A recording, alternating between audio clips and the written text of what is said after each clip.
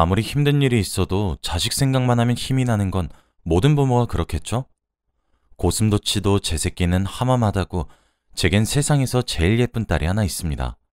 피는 조금밖에 섞이지 않았고 제가 낳은 것도 아니지만 딸을 사랑하는 마음만큼은 누구에게도 뒤지지 않습니다. 아무래도 낳은 정보다는 키운 정이 더 큰 것 같아요.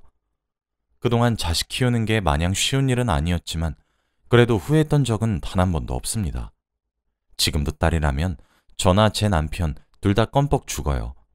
어렸을 적 나름대로 부족함 없는 집안에서 자랐지만 저는 부모님으로부터 큰 지원을 받지 못했어요.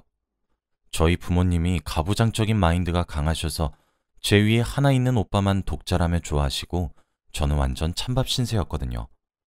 딸내미한테 돈 써봤자 어차피 출가 외인이다 하면서 저한테 뭔가 해주시려거나 하는 건 거의 없었어요. 그저 잘 자라서 시집이나 가라고 늘 닥달하셨죠. 저는 이 잔소리를 초등학생이 되기 전부터 들어왔었습니다. 그러다 보니 자연히 반항심도 샘솟더라고요. 나는 커서 결혼 안 해라고 결심한 것도 그때가 처음이었는데 지금은 어느새 한 남자의 아내가 되어 있네요. 아무튼 부모님 마인드를 보시면 아시겠지만 저는 집에서 오빠와 차별 대우를 받으며 자랐습니다. 이건 좀 슬픈 얘기지만 저는 탄생부터 차별로 가득했어요. 부모님이 둘째를 가진 것도 집안에 남자는 많으면 많을수록 좋다며 남자아이를 기대하신 건데 예기치 않게 제가 태어난 거라 하시더라고요. 당연히 딸인 제가 태어나니 엄청나게 실망했다 하시고요. 그런 집안에서 딸로 태어난 저는 거의 오빠의 종이나 다름없는 생활을 해야 했어요. 아직 나이가 어린데도 부모님이 집에 안 계실 때면 제가 오빠의 밥을 챙겨야 했고 집에 반찬이 없어 고사리 손으로 라면이라도 끓여 바치면 어딜 감히 종손한테 라면을 주냐며 오빠에게 쥐어 터지기 일쑤였죠. 그래놓고는 10분 후면 냄비를 국물도 없이 싹싹 비웠지만요. 부모님부터 대놓고 차별하시니 오빠도 보고 배워서 너무 당연하게 저를 종부리듯 부렸습니다. 자기 마음에 안 드는 게 있으면 샌드백 대신으로 패고 발로 차고 눈빛이 짜증난다며 어디 종손한테 눈을 흘기냐고 뺨을 치기도 했죠. 식탁에서도 고기 반찬은 크고 제일 부드러운 살 부분을 오빠에게, 제게는 요리하면서 떨어져 나온 고기 쪼가리 살점들을 모아서 대충 주고 그러셨어요. 오빠는 언제나 우리 집 종손 하며 장차 대를 이을 거라고, 그러니까 감히 함부로 대들지 말고 여자이면 여자답게 있는 듯 없는 듯 조용히 지내란 소리를 귀에 딱지가 않도록 들었습니다. 그래서 학교에서 태어나서 처음으로 성적으로 칭찬을 받았을 때 느꼈던 쾌감에 중독되어 유일하게 내가 인정받는 건 성적뿐이라 생각해 공부에만 매달렸었습니다. 비록 그것도 학교에서만이었지만요. 부모님은 제가 성적을 좋게 받아와도 늘 가시돋친 말씀뿐이었어요. 여자애가 성적은 좋아서 어디다 써먹냐. 너무 똑똑한 여자는 남자가 싫어한다. 그래봤자 여자애는 돈 주고 대학 보낼 필요 없다 하시며 늘 제 길을 죽이려 하셨습니다. 아무래도 제가 성적이 좋은 반면 오빠는 집에서 오냐오냐 자라서 그런지 성적도 바닥이고 자기 손으로 할 줄 아는 게 아무것도 없는 사람이 되어 있어 제가 공부를 잘하는 걸 더 탐탁지 않게 여기셨던 것 같습니다. 부모님은 그랬어요. 아무리 공부 잘하는 저보다는 공부는 손 놓고 학교에서 사고만 치고 다닌 오빠를 더 감싸고 두셨죠. 그때쯤 되니 부모님에 대한 원망이나 차별받는다는 서러움보다는 그냥 빨리 집에서 도망치고픈 마음이 컸습니다. 도무지 갱생 가능성이 안 보이니 체념하게 된 거죠. 저는 그때 부모님이 빨리 취업이나 해서 집안 살림에 도움이나 되라며 억지로 보낸 실업계 고등학교에 다니고 있었습니다. 중학교 때 알고 지내던 선생님들이 모두 성적이 아깝다며 저희 부모님을 말리셨지만 대학은 꿈도 꾸지 말라는 엄포에다가 실질적으로 고등학교 학비도 부모님이 대주시니 그때 저는 뭐라고 대들 수가 없었죠. 하는 수 없이 실업계 고등학교를 다니긴 했지만 저는 굴하지 않고 열심히 공부해 좋은 성적을 거머쥐었습니다. 그때쯤 제 담임 선생님이 저 정도 성적이면 실업계 전형으로 대학에 원서를 넣어볼 만하다고, 운이 좋으면 장학금까지 받을 수 있다고 하셔서 난생 처음 부모님 몰래 대학 원서를 넣는 일탈을 저질렀습니다. 그런데 정말 합격이 되더라고요. 하지만 그날은 합격 소식을 보고도 마냥 기뻐하기 힘들었어요. 첫 학기 장학금까지는 어떻게 받았지만 그 이후가 문제였고, 이 소식을 알리는 날에는 정말 부모님이나 오빠가 제 다리를 부려뜨려 놓을지도 모르는 일이었어요. 하지만 어떻게든 제 대학 합격 소식이 알려져 부모님 귀에 들어갔더라고요. 그런데 생각했던 것만큼 과격한 반응은 아니셨습니다. 제가 겁에 질려 첫 학기 장학금도 받았고 그 이후에 들어가는 돈은 제가 다 알아서 다 할 거라고 하니 인상을 쓰시면서 알겠다고 하시더라고요. 제가 추측하기로는 그때쯤 아마 오빠가 대입에 몇 번이나 실패하고 사수생의 탈을 쓴 놀고 먹는 백수나 다름없었기 때문에 그래도 자식들 중 한 명은 대학에 가야 할 거 아니냐는 생각으로 마음에 들진 않지만 돈도 안 들 거라 하니 제가 대학에 가는 걸 마지못해 허락한 듯 했습니다.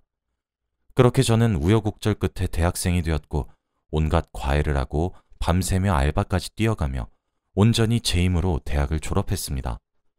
그때쯤 오빠는 이미 대입을 완전히 포기하고 그냥 동네에서 알아주는 양아치가 되어 있었어요. 오토바이 타고 다니고 부모님이 넉넉히 주는 용돈이나 타먹으며 여자 만나러 가고 그러더군요. 시간이 흘러 제 나이가 20대 중반이 되어 취업을 하고 만나던 사람과 결혼을 준비할 때도 오빠의 처지는 크게 다르지 않았어요. 도박빚을 자주 져서 부모님 돈을 탕진하고 그러다 보니 종종 저한테도 강제로 돈을 갈취해 가기도 하고요. 부모님이 대신 나서서 하나뿐인 아들내미인데 네가 여동생이 된 도리로 한 번만 도와달라고 부추겨서 그동안 모아둔 제 월급을 몇 번이나 빌려가고는 아직까지 돌려주지 않았네요. 그동안 차별받고 자라온 것도 커서도 저를 집안 미천으로밖에 생각하시지 않는 부모님도 미웠지만 결혼 이후에는 집을 나와 남편과 살게 되면서 스트레스 받을 일이 줄어들었습니다. 결혼하고 1년이 지나 신혼의 재미도 사그라드니까 서서히 아이를 가져야겠다는 생각이 들었어요. 결혼 전부터 저랑 남편 둘 다 아이를 가지는 걸 찬성했던 터라 앞으로 큰 문제는 없을 줄 알았어요. 그런데 아무리 시간이 지나고 몇 번이나 노력해봤지만 아이가 생기질 않더라고요. 나름대로 만반의 준비를 한다고 술도 자제하고 영양제도 챙겨가며 노력했지만 그래도 역부족이었어요. 처음엔 부모가 될 기대에 차 있던 저희도 서서히 실망만 품게 되었습니다. 하루는 오빠가 또 돈 빌려달라고 전화가 왔길래 무시하고 끊어버렸는데 또 부모님한테 번갈아 전화가 와서는 넌 오빠한테 말버릇이 그게 뭐냐, 심보가 더럽다느니 그래서 애가 안 들어서는 거라니 온갖 독설을 내뱉으시더라고요. 하나뿐인 친정 부모님이 이러시니 저는 의지할 데가 없더라고요. 그렇게 한동안 침울한 시기를 보냈습니다. 3년이 지나도 임신은 여전히 깜깜무소식이었고요. 저와 남편은 결국 기다림에 지쳐 상의 끝에 병원을 찾아갔어요. 혹시라도 둘 중 하나가 불임인가 싶어서 검사하려고 간 거였죠. 그랬더니 얼마 안 있어 남편이 불임이란 슬픈 소식을 전해들었습니다. 이런 병약한 상태로 임신이 되어도 아이가 몸 건강히 태어날지 장담하기도 힘들다고 하셨어요. 그동안 우는 모습을 잘 보여주지도 않던 남편이 울면서 제게 미안하다고 하는데 이걸 남편 탓을 할 수도 없고 누구의 잘못이라고 하기도 애매해서 그냥 괜찮다고 어깨만 토닥였습니다. 둘 다 그 후로 어떻게 하자 별말은 없었지만 자연스럽게 저희 부부는 아이를 포기하게 되었어요. 초반에는 놀이터에서 노는 아이들, 길가에 무리지어 등하교 하는 아이들을 보면 저도 모르게 우리 부부는 저런 아이를 가질 수 없겠구나 하고 눈물이 나고 그랬었는데 시간이 약인지 점점 무뎌져 가더라고요. 남편도 아이를 안겨줄 수 없는 몸이라 제게 미안했는지 전보다 훨씬 다정하게 잘해줘서 잘 극복해낼 수 있었던 것 같아요. 그러던 어느 날이었습니다. 엄마한테 전화가 오더라고요.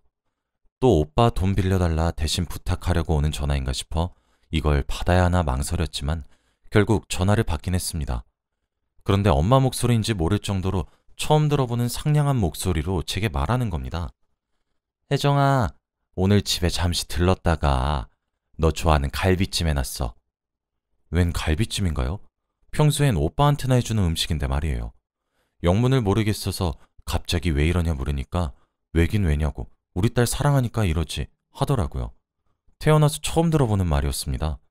제대로 된 이유는 못 듣고 전화를 끊어서 어쨌든 저는 마침 집에서 쉬고 있던 남편과 본가로 향했어요. 남편이 친정 부모님 극성이나 그동안 저를 차별하면서 키워온 걸 다 알고 있어서 혼자 보내는 건 마음에 걸린다고 하더군요. 조금 감동이었어요. 아무튼 친정에 도착해서 남편과 함께 집 안으로 들어서는데 엄마가 달려와서는 제 가방이랑 외투를 받아가지고 대신 걸어주는 거예요. 어이구, 우리 예쁜 딸 왔어? 하면서요. 아빠랑 오빠도 이상하게 어색한 웃음을 지어 보이면서 저희를 맞이하는데 평소에는 본체만 체하면서 오늘따라 다들 왜 이러는 건가 의아했습니다. 급하게 식탁에 앉혀서 배고프지 않냐며 갈비찜 해놨다고 손수 살까지 발라서 제 숟가락 위에 올려놓는 거예요. 솔직히 속으로 괜히 울컥했어요. 다른 집 친구들 얘기 들어보면 엄마가 제일 맛있는 것만 자기 먹이고 생선살도 발라주고 그런다던데 저는 한 번도 그런 적이 없었거든요. 그런데 이제 와서 갑자기 이렇게 따뜻하게 대해주니까 어쩔 줄 모르겠다가도 솔직히 좋았어요. 그래도 제 엄마잖아요. 중간중간 남편과 영문을 모르겠다는 눈빛을 연신 교환하면서도 밥그릇을 싹싹 비웠죠. 과일도 깎아주겠다며 거실에 앉아 기다리고 있는데 오빠가 슬쩍 와서 묻는 거예요. 야, 너 아직도 애 못 가지냐? 하면서요. 남편이 불임이라고 한 지가 언젠데 갑자기 또 상처를 건드리나 싶어서 기분이 나빴지만 그냥 하고 짧게 대답했습니다. 그랬더니 아, 그러냐? 알겠다 하고는 기분 나쁜 미소를 띠면서 엄마가 계신 주방으로 가는 거예요. 그러고는 엄마랑 같이 작은 방에 들어갔다가 웬 이불을 둘둘 말아놓은 걸 들고 나오는 거예요. 뭔가 싶어서 의심스럽게 쳐다보니 그 이불 속엔 아기가 있었습니다. 뭐야? 누구예요? 하고 놀라서 묻자 엄마가 제 앞에 잽싸게 무릎 꿇으며 말하더라고요. 네 오빠가 밖에서 나온 딸이야. 준영이가 여태 아무 말 안 하다가 망할 년이 어제 우리 집 문 앞에다 애를 두고 간 거야. 무슨 일인가 싶어 추궁하니까 그제서야 준영이가 말해주더라고. 그냥 재미로 만나다가 임신시켜버려서 모른 척 하려고 그때부터 폰 번호고 뭐고 다 바꾸고 연락도 씹었는데 집은 이사를 못하니까 집 앞에 버려두고 갔더라고. 그 후로 애 엄마도 연락이 안 되고. 이게 참, 그래도 남자애면 눈 딱 감고 키우겠는데 하필 또 계집애여가지고. 혜정아, 마지막으로 딱 한 번만 우리 도와주라. 너희 오빠는 앞날도 창창한데 이대로 애 딸리면 결혼도 못하고 우리 집 대도 끊기고. 엄마가 이렇게 빌게 혜정아, 어? 너희 어차피 아이도 없어서 그동안 힘들어 했잖아. 어디 누구 새끼인지도 모르는 애 입양하는 것보단 조금이라도 피 섞인 조카가 낫지 않겠어? 제가 지금 뭘 들은 건가 싶었습니다. 그럼 그렇지. 이상하리 많지 저한테 잘해준 이유가 다 있었어요. 오빠 미쳤어? 아니, 오빠도 그렇고 엄마도 아빠도 지금 이게 정상이에요? 지금 나만 이해가 안 되는 거야? 다들 정신 나갔냐고요? 혜정아, 엄마가 미안해. 그동안 많이 서러웠지? 엄마랑 아빠가 다 잘못했어. 그러니까 이 애만 한 번만 맡아주라. 제발 부탁이야. 그럼 이제 평생 너 서운할 일 없도록 할게. 엄마 아빠가 평생 너 모시고 살게. 주변에서 큰 소리도 나고 어른들한테 둘러싸여 무서운 건지 애가 울기 시작하더라고요. 그런데 아무도 애를 달랠 생각을 안 했습니다. 더 이상 실망하기도 지쳐 제가 서툴게 애를 안아들고 달랬어요. 그랬더니 또 귀신같이 울음을 멈추고 눈물 맺힌 구슬 같은 눈으로 빵긋 웃어 보이는 거예요. 지금 본인이 버림받은 처지인지도 모르고 예쁘게 웃어댄 아기를 보니 마음이 쓰렸어요. 옆에서 엄마랑 아빠는 애가 너를 좋아하나 보다 하면서 씨알도 안 먹힐 맞장구를 치고 있고 남편도 안쓰럽다는 듯 오빠의 아이를 바라보고 있었어요. 잠시 그러는 동안 아까의 말싸움은 흐지부지 끝나버리고 자연스럽게 제가 아이를 계속 안고 있게 되었습니다. 솔직히 싫어해야 하는 게 맞는 거잖아요. 사사건건 제 인생에서 하나도 도움이 안 되는 오빠의 아이고 부모님과 오빠가 제게 억지로 떠밀려고 하는 걸 아는데 그걸 알면서도 이상하게 아이에게 마음이 갔습니다. 그동안 괜찮은 척 숨겼지만 사실은 누구보다 아이를 원하던 제 속마음이 이렇게 드러난 걸까요? 아니면 처음 느껴보는 엄마의 가식적인 다정함도 너무 그리워서 잠시 마음이 동했던 걸까요? 따지고 보면 부모로부터 버림받은 이 아이나 그동안 딸 자식 취급 못 받으며 자라온 저나 비슷한 처지인데 그래서 느껴지는 이 유머를 동질감 때문이었나 봐요. 저는 남편을 따로 불러내 심각한 표정으로 조심스럽게 말했어요. 여보, 정말 당신이 뭐라 생각해도 나 할 말은 없어. 그런데 아이 데려가 키우고 싶다는 말하려는 거지? 남편이 옅게 웃으면서 말을 가로챘어요. 어떻게 알았냐는 표정으로 가만히 있으니 말을 이었습니다. 그래도 우리 만나온 시간이 있는데 당신 표정만 봐도 다 알지. 나도 괜찮아. 다행히 지 아빠를 안 닮아서 아주 예쁜 여자아이잖아. 나도 우리가 키웠으면 좋겠어. 어차피 우리가 안 키우면 당신 부모님이 키울 생각도 전혀 없어 보이고 키운다고 해도 학대나 다름없는 환경에서 자라게 될 거야. 그거 알면서 나는 모르는 척 못하겠어. 우리 둘이 예쁘게 한번 키워보자. 남편의 진심 어린 말에 눈물이 맺혀 결국은 주책맞게 엉엉 울어버렸습니다. 그리고 거실로 나가 저희가 아이를 데려가겠다고 부모님과 오빠에게 말했어요. 이제 다 해결됐다면서 좋아하는 가족들의 모습이 참 가증스럽고 무섭게 느껴지더라고요. 아이를 처음 데려오고 한 달 정도는 그래도 온갖 잡념에 빠져서 이게 잘한 선택인가? 나중에 보면 후회하게 되진 않을까? 너무 성급히 결정한 게 아닌가 생각하며 힘들어했어요. 어른 된 도리로 그 집에 아이를 맡길 수도 없었지만 마음의 준비가 된 상태로 아이를 데려온 것도 아니었으니 혼란스러웠죠. 그런 저를 흔들리지 않게 잡아준 게 남편이었어요. 남편은 고맙게도 이제 아이도 우리 집 여자라며 우리 집 여자를 위해 이 한 몸 다 바칠 각오는 이미 했다며 너무 걱정 말라고 해주었죠. 저도 이런저런 걱정을 하다가도 막상 아이를 안을 때마다 느껴지는 온기와 미세한 심장박동을 듣고 있으면 무슨 일이든 잘 이겨낼 수 있을 것 같다는 생각을 하기도 했어요. 아이를 키워보신 분들이라면 다 아시겠지만 육아가 쉬운 일이 아닌지라 나중에 가서는 저런 잡생각이나 걱정을 할 겨를도 없이 아이를 먹이고 재우고 하며 시간을 보냈습니다. 잘 먹고 자는 모습이 천사 같은 아이였어요. 저와 남편 사이의 아이가 아닌 건 이제 문제도 아니었죠. 친정 식구들은 뭐 예상했다시피 아이를 데려가라고 할 때 했던 온갖 아부나 애원은 어디 가고 이제는 나 몰라라 하며 연락도 잘 안 받았습니다. 혹시나 양육비 같은 걸 요구라도 할까봐 진작에 차단한 것 같았어요. 서로를 보듬고 무슨 일이 있어도 편이 되어주는 게 가족이라고 하던데 제게는 가족이 없나 봐요. 저도 아이를 데려온 그 일 이후로 가족들에게 인간적으로 너무 큰 실망을 해서 굳이 찾을 생각을 하지 않았어요. 어차피 아이는 남편과 제 아이로 등록해둔 지 오래였고 계속 친정 식구들과 연락하고 지내봤자 돈 빌려달라는 연락이나 올 것 같았거든요. 어렵게 찾은 평화와 화목한 가정이었어요. 소중한 만큼 아이를 정성스레 길러냈죠. 처음 아이가 어느 정도 컸을 때 입양했던 사실을 알려야 할까 고민했지만 사춘기 시기에 괜한 혼란을 심어주게 될 것 같아 남편과 상의 끝에 입양 사실을 밝히지 않았어요. 시간이 흘러 아이는 어느새 20대가 되었고 구독 서비스 스타트업 회사를 차려서 경영 중이에요. 처음엔 이게 되나 싶을 정도로 작게 시작했는데 어느새 제 힘으로 떡하니 사무실을 마련하고 거느리는 직원 수도 늘어났더라고요. 속 한번 썩이지 않고 번듯하게 자라준 딸이 너무 고마웠습니다. 그러던 차에 일이 터졌어요. 딸이 말도 없이 집으로 찾아와서 반갑게 맞이하는데 딸이 울고 있는 거예요. 엄마, 엄마 어떡해? 나 엄마 딸 아니야? 뭐? 그게 무슨 소리야? 내 외삼촌이란 사람이 오늘 갑자기 사무실로 찾아와서 돈 달라고 행패 부리면서 말했어. 사실은 자기가 진짜 내 아빠고 엄마 아빠가 자기한테서 나를 뺏어간 거라고. 나 데리고 가선 연락도 안 끊고 자취 감춰서 겨우겨우 찾아낸 거라고 그랬어.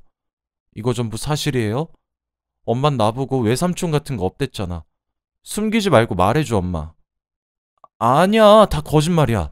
네가 왜 엄마 딸이 아니야? 엄마가 이렇게 사랑하는데. 잘 들어. 너한테 찾아왔다던 그 사람은 아마 엄마 오빠가 맞을 거야. 사실은 너도 그 사람 딸이 맞아. 그 사람이 너 핏덩어리였을 때 버린 거 엄마가 마음 아파서 데려온 거야. 너한텐 그동안 숨겨서 미안해. 그치만 너는 무슨 일이 있어도 내 딸이야. 엄마한테 하나밖에 없는 소중한 자식이라고. 우는 아이를 끌어안고 저도 울음 섞인 목소리로 그동안의 이야기를 전부 털어놨어요. 아이는 자기 출생의 비밀에 놀라하다가 마지막엔 저를 안아주면서 나한테도 누가 자기를 낳았던 자기 엄마는 저 하나뿐이라고 엉엉 울더군요. 울음을 그치고 진정한 아이가 사실 그렇게 찾아오고 사무실에서 행패를 부리는데 너무 무섭고 경황이 없어 외삼촌이 요구하는 대로 3천만 원을 송금하고 사무실 안 개인 금고에 들어있던 회사 자금을 몇 천 더 얹어줬대요. 그걸 다 받아내고 나서야 돌아갔다면서 가기 전에 닿으면 또 찾아오겠다고 말하고 갔다는데 어쩌면 좋냐고 하더군요. 남편에게 즉시 전화를 걸어서 사실을 알리니 남편이 자기가 다니는 회사 안에서 자기랑 친한 법무팀 팀장한테 한번 말해보겠다고 너무 걱정하지 말고 아이 놀라지 않게 잘 달래주라고 하더군요. 며칠 지나서 변호사님이 연락이 와서는 딸 사무실 내의 CCTV 기록이랑 그 인간이 행패 부리면서 훼손된 회사 문서와 집기들을 가지고 영업방해 및 재물손괴죄, 공갈 협박죄로 고소 가능하다고 하시더라고요. 딸도 자기가 갓난아기일 때 어떻게 버려졌는지 제게 다 들은 상태라 망설임 없이 법적 대응을 원했고 저희도 키우기 싫다고 버려놓고는 딸아이가 사회적으로 성공하니까 또 이렇게 빌붙으려는 그 인간한테 치가 떨려서 그렇게 해달라고 부탁드렸습니다. 며칠 있으면 재판 결과가 나올 것 같은데 변호사님 말씀으로는 승소 가능성이 높다고 하시더군요. 부디 바라는 대로 결과가 좋게 나와서 다시는 저희 부부와 딸이 큰 어려움 없이 진정한 가족으로서 행복하기만 하며 살 수 있도록 많은 응원 부탁드립니다. 사연 들어주셔서 감사합니다.